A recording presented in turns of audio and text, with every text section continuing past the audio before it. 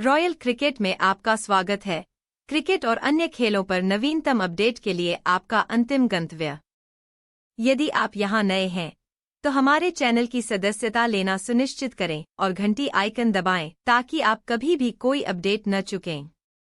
और मत भूलना इस वीडियो को लाइक करें और अपने उन दोस्तों के साथ साझा करें जो खेल समाचारों से अपडेट रहना पसंद करते हैं। आज हम बात कर रहे हैं विनेश फोगाट की, जिन्होंने हाल ही में राजनीति में अपना सफल डेब्यू किया है। कुश्ती के मैदान में दबदबा बनाने के बाद विनेश ने अब सियासी रणभूमि में कदम रख दिया है।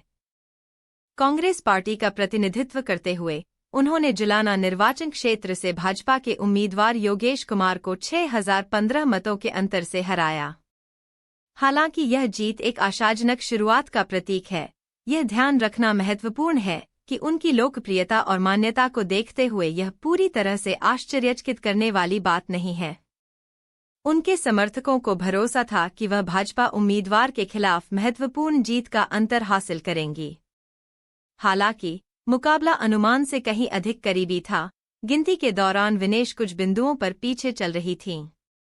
इसके बावजूद वह विजयी हुई हैं और अपने राजनीतिक सफर पर निकल पड़ी हैं। लेकिन इस जीत के साथ कई चुनौतियां भी आई जिनका उसे अब सामना करना होगा। इन चुनौतियों को सही मायने में समझने के लिए यह ध्यान रखना जरूरी है कि अगर हरियाणा में कांग्रेस पार्टी की सरकार बनती तो विनेश की जीत और भी महत्वपूर्ण होती। लेकिन राज्य में भाजपा की सरकार बनने से विनेश को अपना राजनीतिक करियर किसी सत्ताधारी दल के पूर्ण समर्थन के बिना ही आगे बढ़ाना होगा। आइए उन विभिन्न चुनौतियों पर गौर करें जिनका सामना विनेश फोगाट को अपनी जीत के बाद करना पड़ सकता है। चुनौती 1, विनेश जीती लेकिन कांग्रेस हार गई। भले ही विनेश फोगाट ने अपनी सीट जीत ली है, लेकिन हो सकता है कि उन्हें अपनी जीत की पूरी मिठास महसूस न हो। उनकी जीत अधिक प्रभावशाली होती अगर उन्हें मिली सहानुभूति कांग्रेस पार्टी के लिए राज्यव्यापी समर्थन में तब्दील हो जाती। हालांकि जाट बेल्ट, जहां उन्होंने जमकर प्रचार किया, वहां कांग्रेस को काफी नुकसान हुआ और भाजपा पिछली बार की तुलना में 2 गुनी से अधिक सीटें जीतने में सफल रही। इससे एक महत्वपूर्ण सवाल उठता है, विनेश फोगाट को शामिल करके कांग्रेस को क्या हासिल हुआ? क्या उनकी मौजूदगी से पार्टी को सचमुच फायदा हुआ या पार्टी अपेक्षित परिणाम देने में विफल रही? चुनौती 2, बीजेपी की रणनीति कारगर साबित हुई। मोदी द्वारा सीमित प्रचार के बावजूद हरियाणा में भाजपा का अभियान प्रभावी था। इससे पता चलता है कि जहां ओलंपिक के दौरान विनेश को देशव्यापी समर्थन मिला था, वहीं हरियाणा के लोग राजनेता विनेश के साथ उतनी मजबूती से खड़े नहीं थे जितना कि एथलीट विनेश के साथ थे। कांग्रेस को सिर्फ जुलाना सीट से ज्यादा की उम्मीद थी, उन्हें अन्य क्षेत्रों में भी पैर जमाने की उम्मीद थी। लेकिन चूंकि ऐसा नहीं हुआ, तो अब कांग्रेस को भी विनेश की लोकप्रियता के राजनीतिक सफलता में बदलने पर संदेह हो सकता है। चुनौती 3, एथलीट से राजनेता तक का संक्रमण। विनेश ने राजनीति में प्रवेश किया है और चुनाव जीता है, लेकिन एक सफल राजनीतिज्ञ के रूप में बदलाव आसान नहीं होगा। उनका जीवन कुश्ती के मैदान में बीता है और उनका ध्यान पूरी तरह से प्रशिक्षण और प्रतियोगिता पर केंद्रित रहा है। राजनीति में मांगे पूरी तरह से अलग हैं, जनता की सेवा करना और उनके मुद्दों को 24 घंटे संबोधित करना। इस नए क्षेत्र में आगे बढ़ने के लिए विनेश को राजनीतिक पैंतरेबाजी की कला सीखकर जल्दी से खुद को ढालना होगा। भाजपा के उनके साथ नरम रुख अपनाने की संभावना नहीं है और वह उनकी रणनीतियों का मुकाबला कैसे करती हैं, यह एक महत्वपूर्ण परीक्षा होगी। चुनौती 4, कुश्ती और राजनीति में संतुलन बनाना। विनेश के प्रशंसक निस्संदेह उन्हें 2028 ओलंपिक में फिर से प्रतिस्पर्धा करते देखना चाहते हैं, लेकिन अब जब वह एक राजनीतिज्ञ बन गई हैं, तो कुश्ती में वापसी करना आसान नहीं होगा।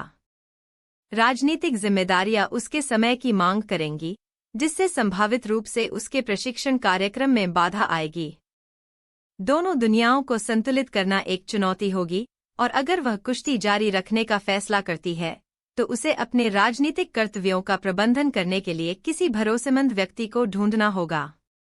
अगर विनेश कुश्ती में लौटती हैं, तो भाजपा उनके खिलाफ एक कहानी बनाने का अवसर जब्त कर सकती है।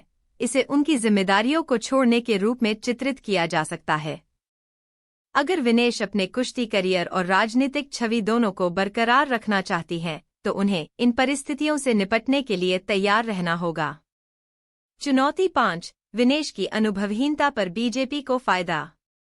राजनीति में अनुभव एक महत्वपूर्ण कारक है और विनेश की कमी भाजपा के लिए फायदेमंद हो सकती है। अभिनेत्री कंगना रनौत का उदाहरण लें। एक सेलिब्रिटी के तौर पर उनके विवादित बयानों से बीजेपी पर ज्यादा असर नहीं पड़ा, लेकिन अब एक सांसद के तौर पर उनके बयान पार्टी के लिए सिरदर्द बन गए हैं।